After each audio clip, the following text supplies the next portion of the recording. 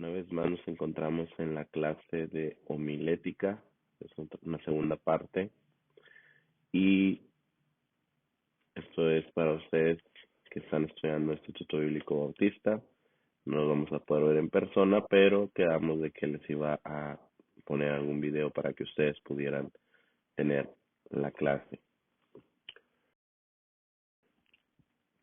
Y el tema que vamos a tocar el día de hoy es cómo preparar sermones bíblicos.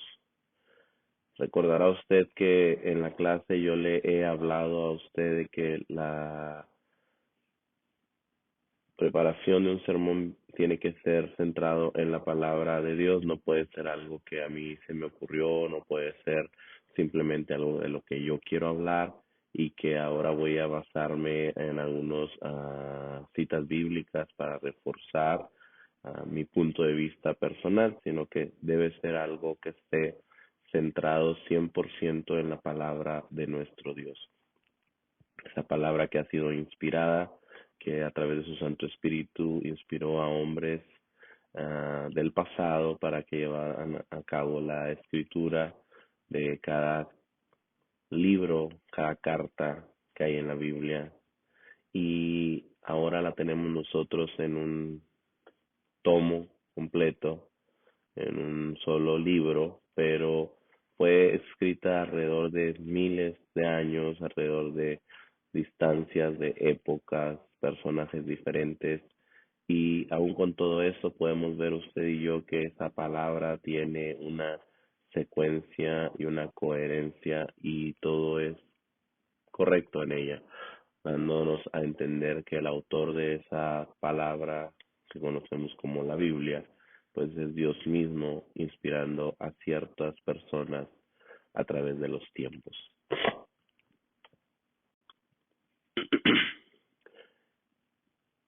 ¿Cómo se interpreta un texto? ¿Cómo se interpreta un texto? Es una pregunta que cada uno de nosotros nos podemos hacer. ¿Cómo se interpreta un texto? La interpretación de cualquier texto bíblico siempre provoca un encuentro entre el mundo donde surgió el texto y el del intérprete.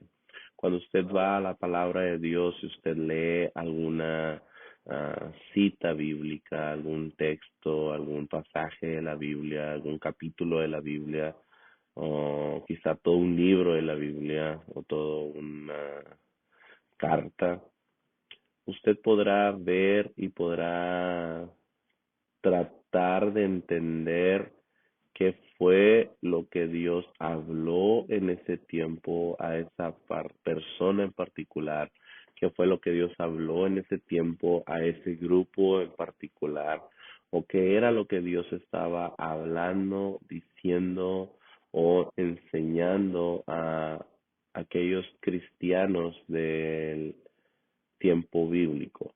Que cuando usted vaya a la palabra de Dios se encontrará con muchas cosas, quizá algunas de ellas sean situaciones que tengan que ver con las costumbres de la época, quizá muchas cosas sean cuestiones que tengan que ver con algún tipo de milagro que Dios hizo, pero siempre podremos nosotros viajar en el tiempo cuando leemos la palabra de Dios en nuestra mente y poder imaginar, poder meditar en cómo recibiría aquella persona esa palabra. Después, el lector que comenzó interpretando el texto, en este caso usted o yo, terminamos siendo interpretados por el texto mismo. El texto ha cobrado vida en este momento y ahora el texto nos llama, el texto nos juzga y el texto nos confronta. Ahora el texto nos llama, nos juzga y nos confronta. Ahora, ¿qué quiero decir con esto? Bueno, usted recordará aquella historia que yo le hablaba en alguna clase y yo le decía a usted, imagínese usted aquella situación. Si usted va y lee la historia bíblica, usted encontrará que de pronto un día Saulo de Tarso sale a buscar a cualquier persona que se hiciera llamar cristiano y tiene cartas que le permiten aún entrar a las sinagogas, que le permiten aún entrar a cualquier lugar. Y si usted es un cristiano o era un cristiano en ese tiempo, sacarlo y llevarlo a juicio. Él estaba siendo celoso de lo que él creía, él vivía por lo que creía. Pero cuando él iba de camino, nos encontramos que en la Biblia nos dice que él tiene un encuentro con Jesús, un encuentro personal en el cual un resplandor se aparece a él, y la Biblia nos dice que Saulo, cuando estaba con aquel resplandor, había quedado sin vista. Saulo pregunta: ¿quién eres, Señor? Y Jesús le responde: yo soy Jesús a quien tú persigues. Y después de tener un diálogo con Saulo, lo envía a una dirección y le dice: va a haber alguien que va a ir y va a imponer las manos sobre ti y vas a recuperar la vista. Posteriormente yo le decía a usted, yo le explicaba en aquel tiempo, y quizá usted me veía así con ojos de, ¿cómo imagina este hermano, verdad?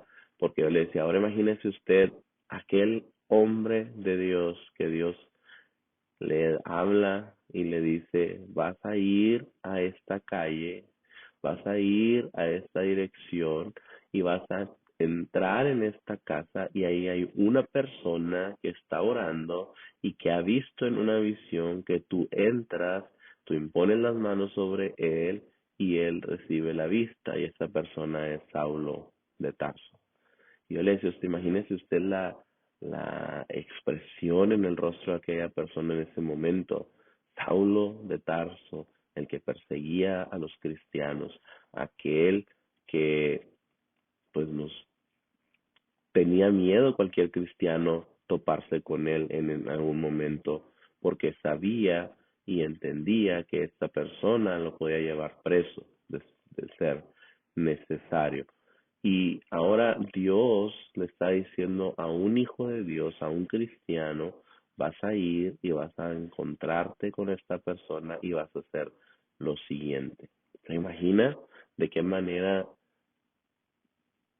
Dios estaba dando una instrucción y de qué forma aquella persona podía en ese momento sentir temor, sentir eh, miedo, sentir como que quizá a Dios no le había llegado las últimas noticias, el último periódico, el último correo electrónico?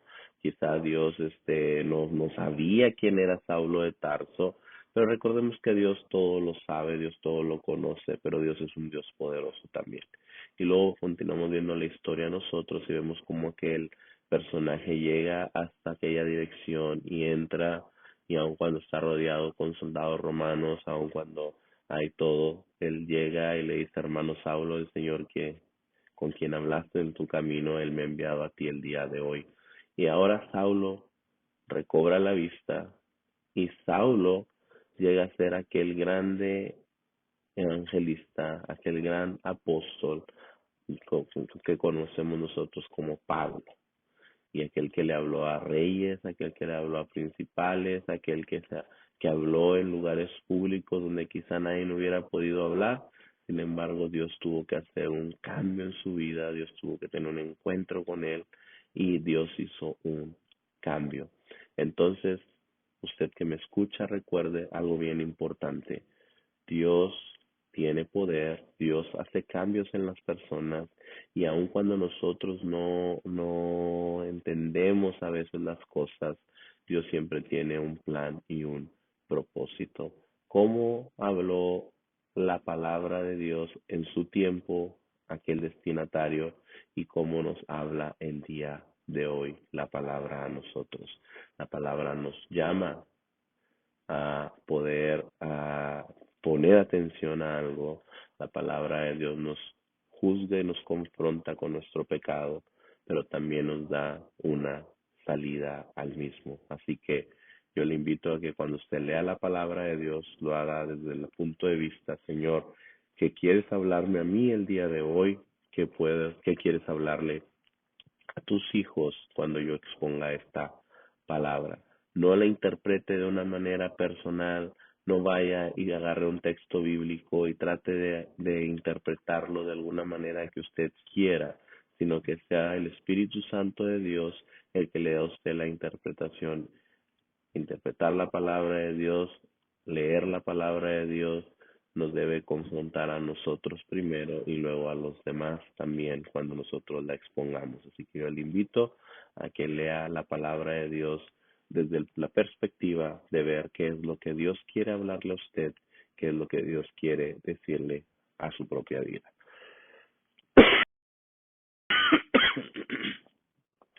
¿Cómo se interpreta un texto? Hay tres pasos. Hay tres pasos para interpretar un texto bíblico. Hay un punto de contacto, está la explicación y la interpretación. Un punto de contacto, la explicación y la interpretación. Ahora vamos a pasar a explicar cada uno de esos puntos, tratar de explicar cada uno de estos puntos. Y yo le invito a que usted tome notas, a que usted haga algún apunte. El hecho que usted esté viendo esto en un video, quizá para usted va a ser más corto el tiempo que estamos en la clase, pero no es que sea más corto, sino que ahora también no estamos como cuando estamos en una manera presencial, en la que usted está tomando apuntes, en la que usted está haciendo preguntas y respuestas. Entonces ahora yo voy a explicar los temas y yo le voy a invitar a usted a que usted tome notas, pause el video, haga los diagramas que vamos a ver a continuación, haga algunas notas y vaya usted a estudiar de una manera también personal lo que aquí estemos hablando. Acuérdate que hemos dejado algunas actividades para llevar a la clase la próxima reunión, así que le invito a usted a que no deje pasar la oportunidad de hacer estas actividades, por favor, para que practique también lo que estamos hablando aquí.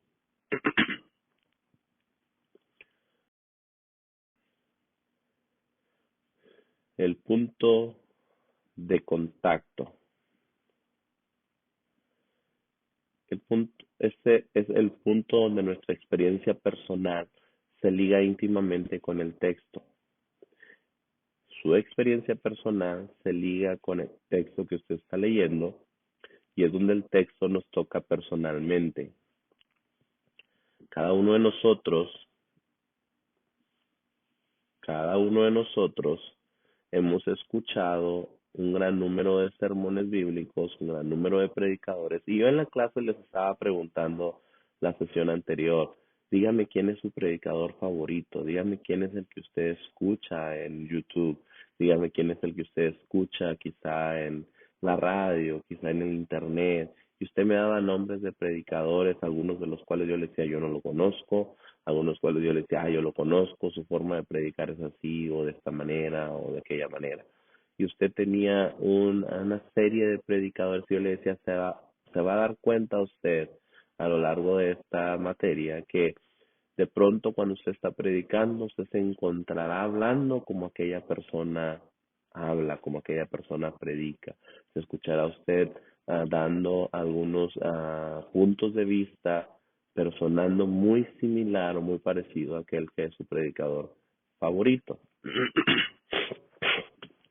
Entonces, cuando usted lee un texto bíblico, aquí tenemos un texto bíblico en este círculo que está al lado izquierdo, usted lee el texto bíblico y a su vez la experiencia que usted tiene como persona, usted va a ver que se hace una unión y esta unión es el punto de contacto, está marcada por una flecha ahí. Entonces, esa experiencia que usted tiene junto con la lectura de la palabra de Dios le va a dar ese punto de contacto. Tenemos que leer el texto en voz alta, el versículo, el pasaje bíblico o cualquier porción de las Sagradas Escrituras, del Sagrado Libro que estemos leyendo. Leámoslo en voz alta, por favor, Tenemos que anotar preguntas y observaciones que nos surgen de la lectura. Siempre que usted estudie la palabra de Dios, no lo haga nada más con su Biblia leyendo y ya. Usted tiene que tener un cuaderno donde tome apuntes, usted en su computadora, en su iPad, en su tableta o cualquier. Hoy tenemos tanta tecnología, en su teléfono puede tomar notas. Lo importante es de que cuando usted se siente a estudiar la palabra de Dios, usted tome el tiempo, por favor, de tomar notas, de hacerse preguntas.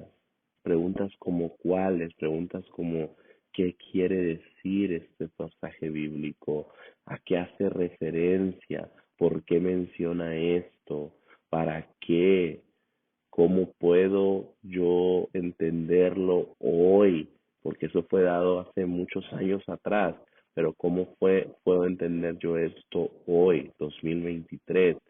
Sabemos que la palabra de Dios es antigua porque fue escrita hace mucho tiempo, pero es actual porque aún en el presente usted puede llevarla a la práctica y todo es tan actual, sus temas.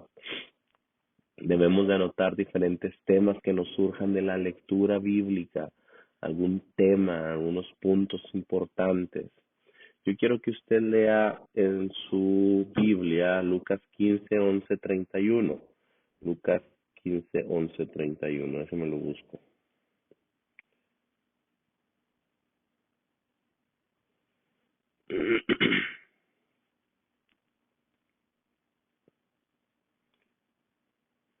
Y en esta cita bíblica es la parábola del hijo pródigo, o la parábola del hijo perdido. Aquel hijo que va al padre y le dice, dame todo lo que me corresponde, dame todo lo que me corresponde, dice la lectura así.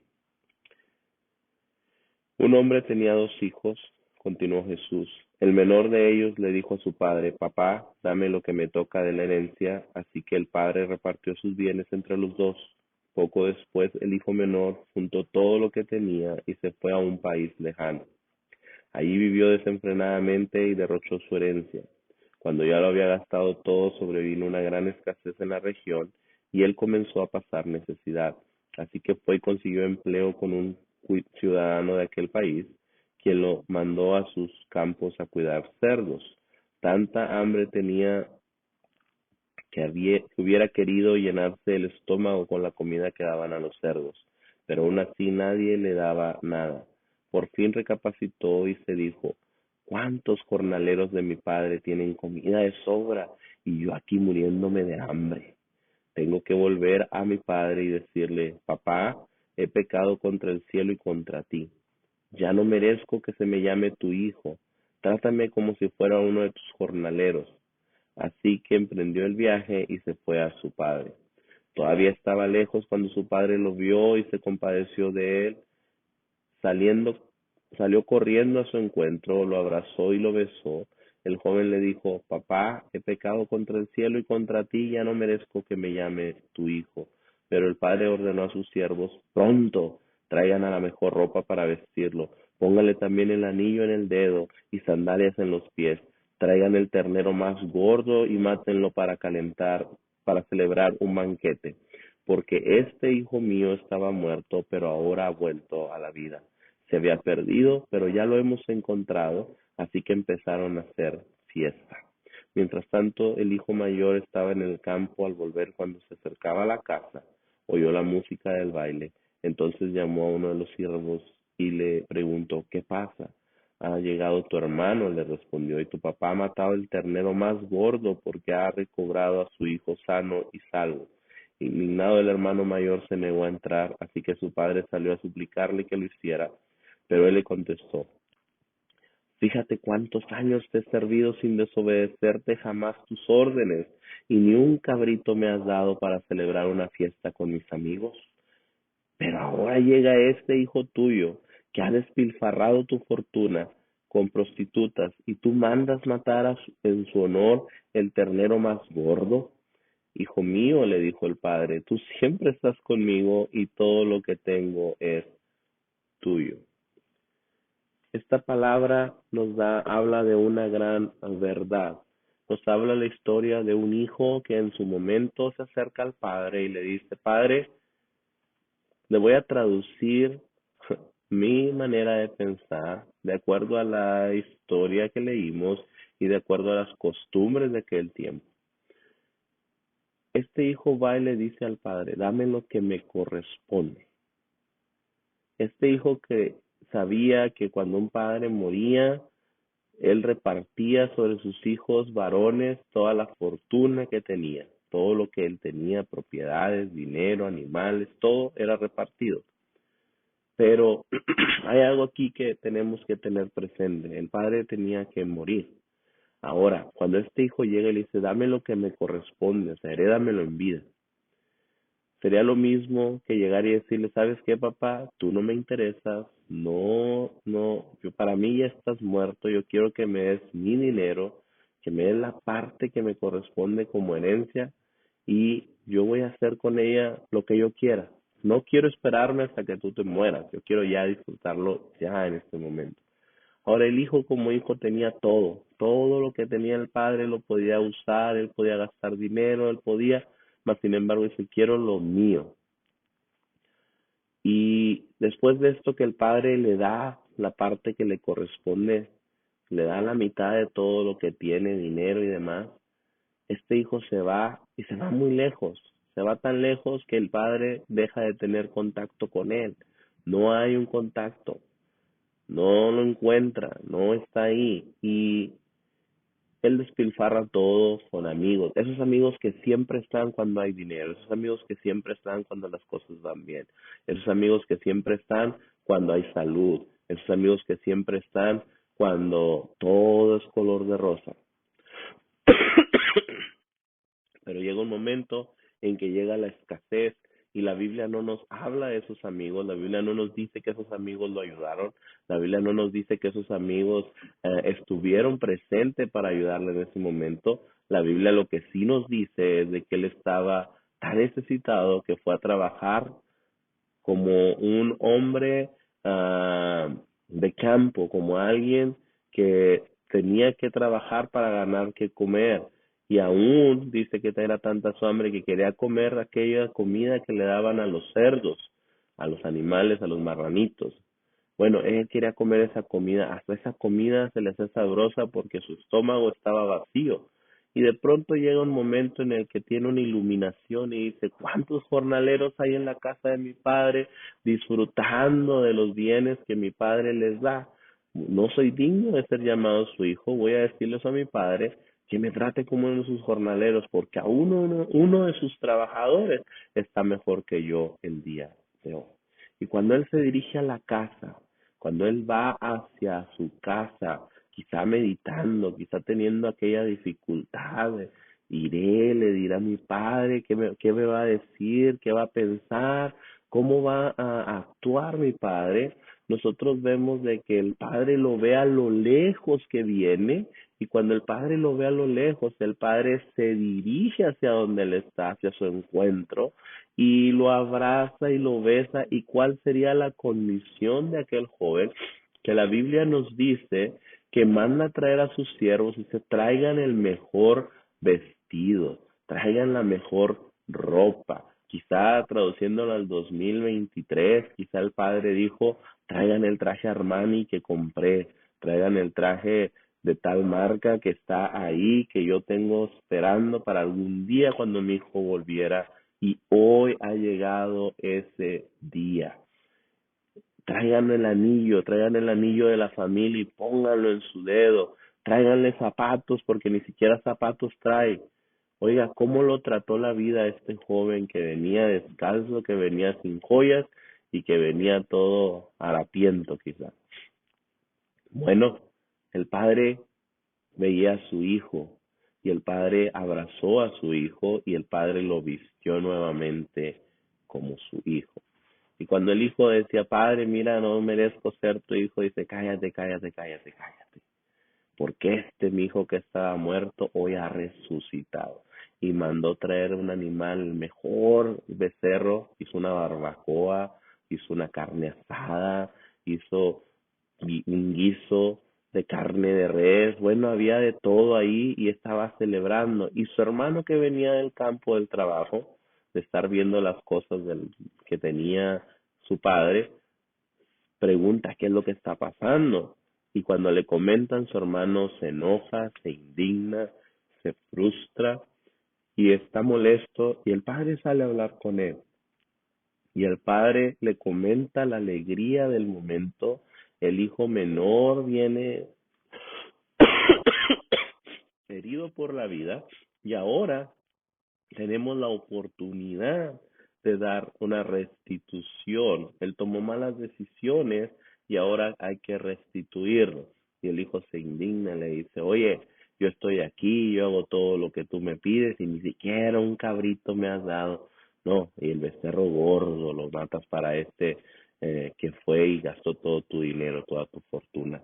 Y el padre le dice, oye, todo lo que tengo es tuyo, todo lo que tengo es tuyo.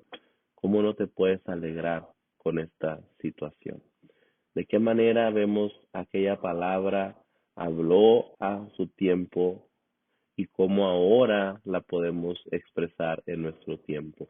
Nuestra experiencia con lo que habla el texto bíblico, podemos dar un punto de vista, pero siempre estudiando la palabra de Dios. Le he dicho, usted tiene que ir a los comentarios bíblicos, a las concordancias, al internet, donde también hay muchos puntos de vista de personas con mucha capacidad y mucha experiencia que han podido interpretar estos pasajes bíblicos. Usted también lo podrá hacer, lo puede hacer, pero hágase esas preguntas que le estoy diciendo, que le he mencionado. Haga esas preguntas, haga esas anotaciones y vea el énfasis que domina en esta lectura. Hay alegría por parte del padre, hay un dolor en el hijo menor, hay una indignación en el hijo mayor y hay malas decisiones que fueron tomadas. Así que tengamos esos puntos de vista en nuestra mente. El modelo de la margarita, este es un modelo que se utiliza para hacer una interpretación de un texto bíblico. Vemos ahí en la imagen, hay una flor dibujada, con mucha imaginación por favor. En el centro está el texto bíblico y luego cada uno de esos pétalos, de esos 5 pétalos que están ahí, forman aquella flor. Y lo primero es de que usted debe separar de 30 a 45 minutos para tener un encuentro con el texto. Lea la palabra. Yo le he dicho, para cuando uno va y predica una porción de la escritura, un pasaje bíblico, que usted dice, oye, el pastor predicó en 20 minutos, no nos tocó 20 minutos, no usamos 20 minutos para preparar ese sermón, usamos horas para preparar ese sermón. Lo estudiamos, lo leemos, anotamos, hacemos preguntas, anotamos títulos, hacemos referencias, vamos a las concordancias, vamos a los comentarios bíblicos, vamos quizá al internet y leemos que alguien ha expresado acerca de esta palabra y con base a todo aquello que tenemos nosotros ahora sacamos un tema que vamos a exponerle a usted y que usted simplemente lo ve y dice, fueron 20 minutos, ni todo lo que tardé en llegar aquí, tardo más manejando en llegar aquí, fueron 30 minutos, fue una hora. Bueno, yo le comentaba a usted, tuve un maestro en mi instituto bíblico donde yo estudié en México, que nos decía, Dios nos dio 2 sentaderas, cada una aguanta 15 minutos, entonces 15 minutos una, 15 minutos la otra, 30 minutos es un tiempo suficiente para exponer la palabra de Dios sin que perdamos al que nos está escuchando. Así que si usted predica más de eso, muy probablemente verá cansancio en las personas, muy probablemente verá que la gente empieza a bostezar, muy probablemente verá que la gente se empieza a mover, a parar, a cambiar, a ir a tomar agua, a regresar a sentarse. ¿Por qué? Porque está cansada. Así que yo le invito a usted a que hable sermones de 30 minutos y exponga la palabra de Dios en ellos. ¿Qué va a pasar cuando yo leo un versículo bíblico de 30 a 45 minutos leyendo, volviendo a leer? No se trata de leer y rápidamente, por ejemplo, en el principio creó los cielos y la tierra, ya lo leí. No, lea cada palabra. En el principio creó Dios los cielos y la tierra. Respete los signos de puntuación, lea su texto, lea el contexto, lea todo lo que rodea ese versículo y empiece a analizarlo, empiece a ver de qué se trata. Comience con un momento de oración. Usted está en oración a Dios, busque un lugar tranquilo donde usted pueda hacer la lectura, donde usted pueda orar, donde usted pueda meditar.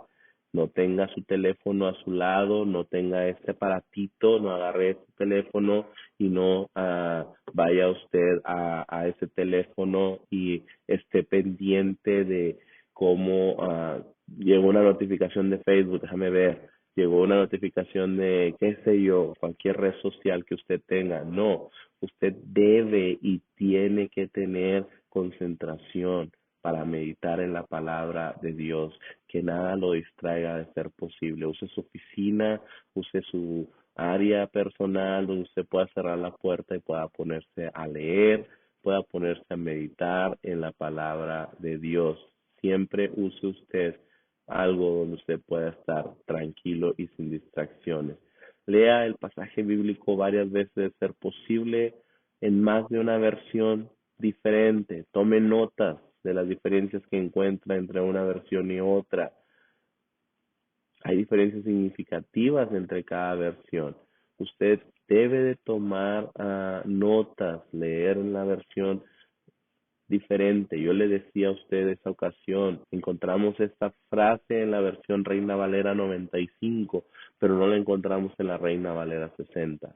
No la encontramos en la versión Dios habla hoy. No la encontramos en la versión nueva versión internacional. Hay diferencias en ellas, pero todas ellas nos llevan al mismo punto.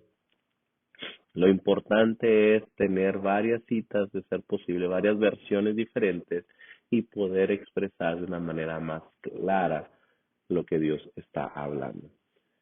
Lea el texto en voz alta, utilice una buena entonación, siga las reglas de puntuación, así que puede utilizar la versión de la Biblia que más le guste a usted para exponer el pasaje bíblico, pero léalo en varias versiones. Haga las siguientes preguntas, hágase preguntas como las siguientes. ¿Qué preguntas me surgen a mí al leer este texto? ¿Qué sentimientos experimento al leer el texto? ¿Qué recuerdos trae el texto a mi mente? Cuando se está leyendo, usted experimenta varias cosas. Hay preguntas que vienen a usted. ¿Qué quiere decir aquí? ¿A qué hace referencia? ¿Qué sentimiento siente usted? Admiración, siente que hay dolor, qué siente usted en ese momento y también qué recuerdos le traen a usted. Quizá usted está pensando en alguien que predicó este tema y cómo lo expuso, cómo lo habló, o quizá usted está recordando algo de su vida personal. Ahora la palabra se está haciendo viva en usted, ahora la palabra lo está confrontando, decíamos anteriormente, nos está juzgando, nos está hablando a nosotros primero y después vamos a hablar a otros a través de esa palabra. Imagine que se encuentra usted en el tiempo donde fue hablada esa palabra. Imagínese que usted está ahí escuchando esa frase, que usted está escuchando a aquel hombre de Dios, aquella mujer de Dios, que usted está escuchando a aquel profeta, aquel sacerdote dando la palabra, aquel discípulo de Jesús hablando, al mismo Jesús hablando la palabra. Imagínese que se encuentra en ese lugar. ¿Qué es lo que usted ve? ¿Qué es lo que usted ve? ¿Qué es lo que usted escucha? ¿Qué es lo que usted huele? ¿Qué es lo que siente en el ambiente? ¿Qué sabor le da esa palabra? En otras palabras, podríamos decir, ¿qué es lo que siento yo? ¿Qué me propone a mí este texto?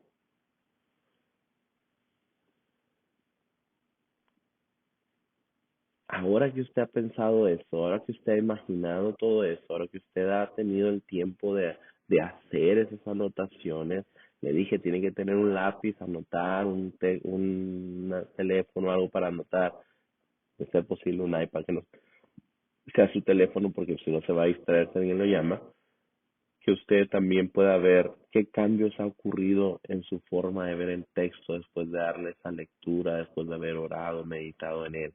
¿Qué cambios han ocurrido en mi manera de pensar y de ver este texto en particular? ¿Qué ideas me han surgido del texto? Ahora, yo quiero que usted vaya nuevamente a la cita que leímos anteriormente. ¿Se acuerda la parábola del hijo pródigo? Leíamos nosotros en Lucas 15, 11, 31. Lea eso, lea esa parábola y hágase las preguntas que yo le he dicho a usted. Las preguntas que yo creo que usted ya anotó. Esas preguntas que le mencioné a usted que hiciera.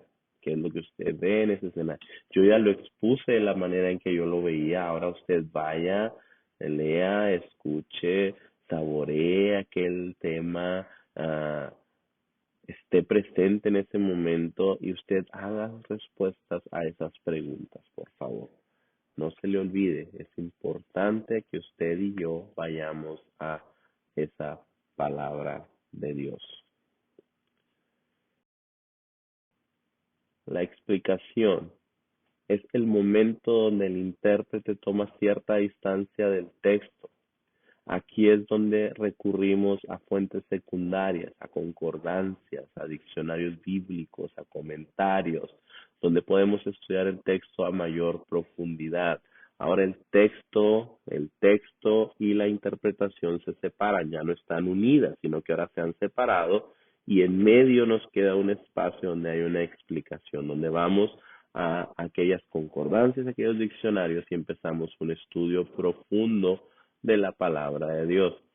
Es el punto intermedio que determina el contexto social y el contexto histórico. Uno de los mejores aliados del predicador al estudiar la palabra de Dios es ver la forma en que fue escrita, el género y la estructura literaria del pasaje bíblico. Para ello es de mucha utilidad que usted y yo respondamos a ciertas preguntas como son las siguientes. ¿Cuál es la condición social? Disculpe. ¿Cuál es la condición social de la comunidad a la que se dirigió originalmente el texto? En la medida de lo posible, identifique el contexto histórico, social, político o religioso. ¿Cuál es el género literario del texto? ¿Cuál es su forma? ¿Cómo fue escrito? ¿Qué elementos lo caracterizan?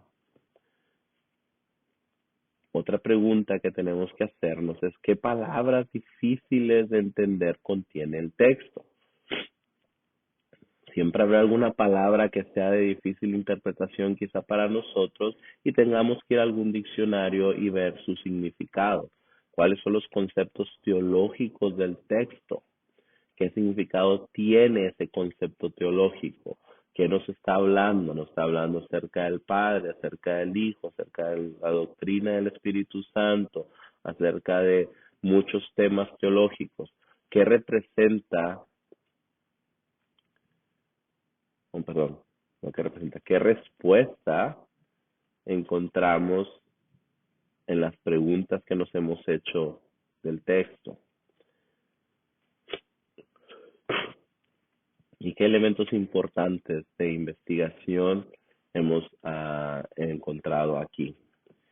En otras palabras, en pocas palabras, ¿qué nos dice a nosotros este pasaje bíblico? ¿Qué nos dice a nosotros este pasaje bíblico? ¿Qué nos habla a usted y a mí en este momento? Entonces resuma el mensaje central del pasaje. Lee todo un capítulo, lee todo un versículo, lee todo un libro, ¿no? Una carta completa y resumo el pasaje central, lo expreso en una oración sencilla y clara para poder dar a entender eso a su audiencia. Va a resumir todo y lo voy a explicar de una manera sencilla y clara.